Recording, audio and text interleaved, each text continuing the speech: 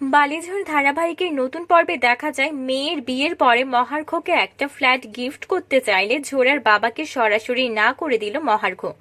জানিয়ে দিল তার রোজগারের টাকা দিয়েই একটা ছোট ফ্ল্যাট কিনবে। মহার্ঘের কথা শুনে ঝোড়া মনে মনে বলে, এই মহার্ঘকে বিশ্বাস করা ঠিক হবে না, তার চেয়ে পলি ম্যাডামের কথা শুনে পালিয়ে যাওয়াই ভালো হবে। ওদিকে ছোটকা সরাসরি জানিয়ে দিল এই বিয়েটা করা যাবে না। স্রোতের বাবাও জানিয়ে দিল এই বিয়েটা করা ঠিক হবে না। ওদিকে সমুদ্র কিন্তু তার মেয়েকে আবারও বলে, আমার মুখের কথাই যদি কাজ না হয় তাহলে আমি জোর করেই বিয়ে দিব মহার্ঘের সাথে। তারপর মহার্ঘ জানিয়ে দিল তার বাবা বিয়েতে আসতে চাইছে না, কারণ শুরু থেকে যে বিয়েতে বাবার কোনো সম্পৃক্ততা নেই সেই বিয়েতে বাবা এখন আসতে চাইবে না। সবকিছু যখন আমি ঠিক করেছি তখন সবকিছু আমিই করব। আর বাবার একটা প্রজেক্টের কাজ চলছে, তিনি আসতেও পারবেন না। ওদিকে শেষ পর্যন্ত ছোটকা রাজি হয়ে যায়।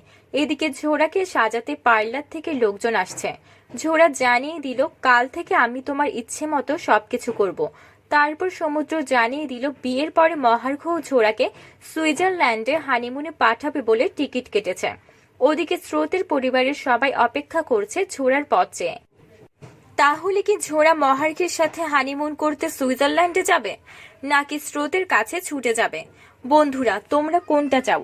এক্ষুনি একটা লাইক দিয়ে এবং কমেন্ট করে জানিয়ে দাও তোমাদের মতামত। ধন্যবাদ।